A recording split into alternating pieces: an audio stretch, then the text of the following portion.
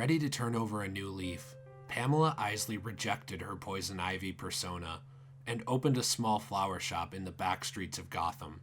Surrounded by plants, she was content for a while, but society continued to mistreat her babies, and eventually she snapped. A man came to buy flowers for his wife, obviously feeling guilty about having been unfaithful.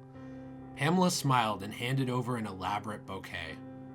The plants came to life, rapidly growing onto his screaming face and piercing his skin with toxic thorns. Pamela laughed. Poison ivy was back. After being given an overdose of Titan by the Joker, Poison Ivy was left to die in her airtight cell by Warden Sharp, who blamed her for the mass destruction of Arkham Island. As her health declined, she prayed for salvation. It came in the form of a priest, who was unknowingly covered in pollen from the trees near his church. As he performed the last rites, Ivy manipulated the pollen into an antidote that worked in harmony with the unique natural toxins in her blood, and, to the amazement of the priest, she began a full recovery. Furious, Warden Sharp locked her in a biological containment unit and arranged for her to be one of the first criminals sent to Arkham City.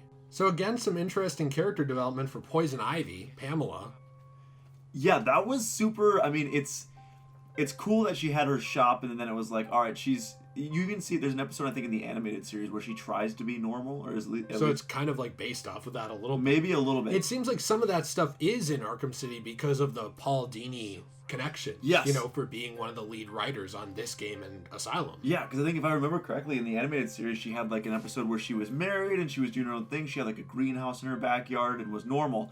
And then kind of, I don't remember if she would the whole time was kind of playing it and was always Poison Ivy or just eventually retreated back to that. But it's interesting to see her try to get away, and then someone does something that bothers her, and it doesn't take much. But then she's immediately back into being. Well, and you find this shop too. Yes, in the game. Yeah. Oh yeah. You scan this to get the Arkham City store, which is super cool that you can see it too.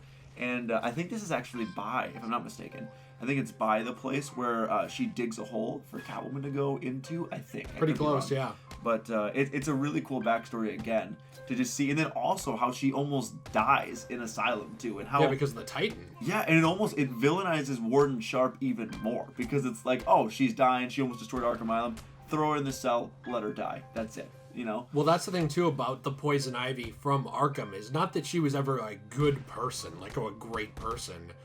And clearly she did have character development in Night that brought her more down that road, but she was never the worst of the rogues gallery. No. Like, she was a rogue with positive intentions, misguided, yes, obviously, but positive intentions, and this does victimize her a little bit in terms of, like, actually making her look good in comparison, especially in comparison to Sharp. Right. Who was really, like, a big problem and one of the key reasons why Arkham Asylum failed.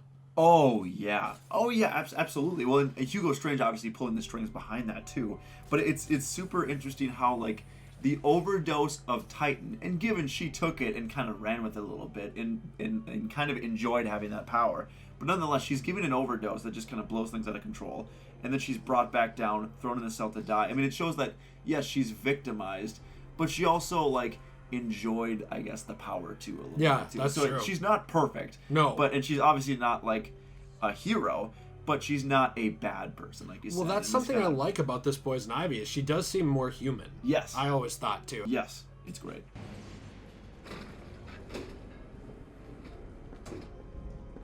When Vicki Vale first interviewed Quincy Sharp, just days after the events at Arkham Asylum, she felt something was wrong. Sharp's later appearance on the Gotham Nightliner show that she co-hosts confirmed her suspicions.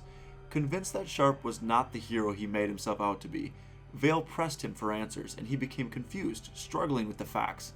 As she moved in for the journalist kill, she was shocked when Sharp suddenly regained his composure, answering all her questions with authority. It was as if he suddenly spoke with someone else's voice. Whatever he was going on, Vale became even more determined to uncover the truth.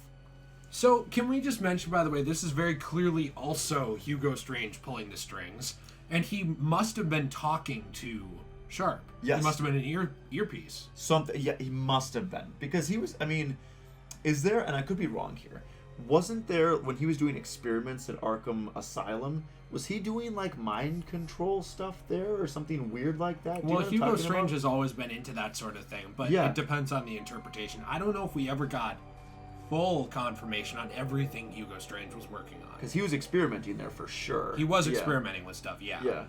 But I would assume that for the sake of simplicity, which the Arkham games seem to go for a little more, it was probably something technological. Yeah, I would agree. That said, it's also a universe where the Lazarus Pits exist. So they sort of pick and choose their supernatural powers where they want to and throw them out at other points. Yeah, they do. It's just really fascinating to sort of see that relationship between the two characters, no matter how it was done. Yes. And how you have this figurehead and then someone behind in the shadows manipulating the figurehead in order to get what they want. It's also very easily applicable in the real world. I mean, there's a lot of political things that happen like this, where someone will take front and center, and somebody else will be running it. Oh, yeah. Well, Hugo is behind the scenes, actually in charge, but then letting Sharp go out, do these interviews, do all of these things to be the face, and be the guy that is the mayor, the poster boy, and Hugo can just stay back and do his own thing.